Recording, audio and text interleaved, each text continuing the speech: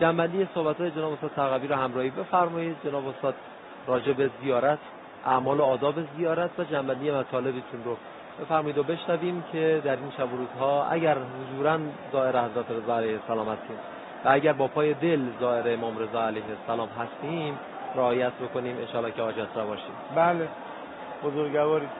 در آداب زیارت مهمترین مقوله عرض کردیم، اون مقوله عارفاً به حقه هست. کدوم حق؟ حق امامت برای علی ابن موسی رضا علیه السلام.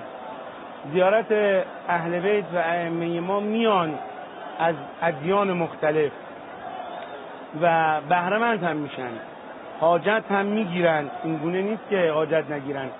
در این خونه کسی دست خالی رد نمیشه. اصلا امام رضا جانمون رضا نام گرفته به همین جهت. امام رضا رو رضا می نامند. چرا؟ چون که نه تنها خداوند متعال از او راضی، نه تنها دوستان و اهل خانواده و آشنایان از او رضا هستند، نه دشمنان رو امام رضا راضی میکنه. هنر امام رضا در اینه که دشمن رو از خودش رضا میکنه.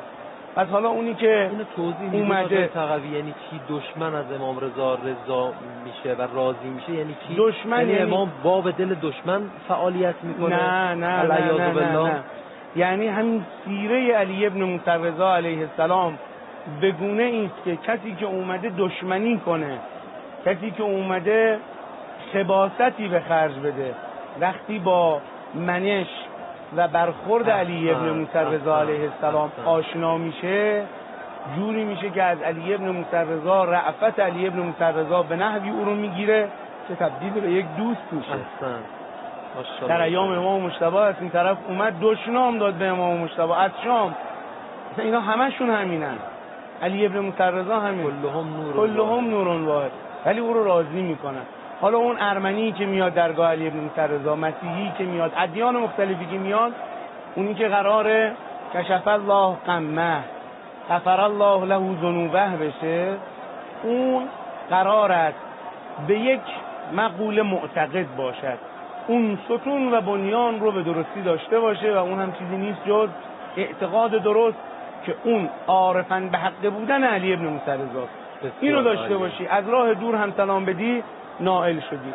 یه سری امور آداب زیارت هست که شما وقتی زائر نزدیک حضرت باشید باید رعایت کنید، که دیگه اون مال زواریه که ما اینجا در خدمتتون هستیم و زوار عزیزمون از راه دور فقط کافیه این عرفان و این معلوم رو داشته باشن و دست رو سینه بذارن، همزمان با ما صلی الله علیک یا علی ابن موسی رضا، صلی الله علیک یا علی ابن موسی رضا المرتضی. امام رضا جانمون که در گرداگرد ذریحش زائران بیشمار و بسیاری شرف و حضور دارن، فرمودن هر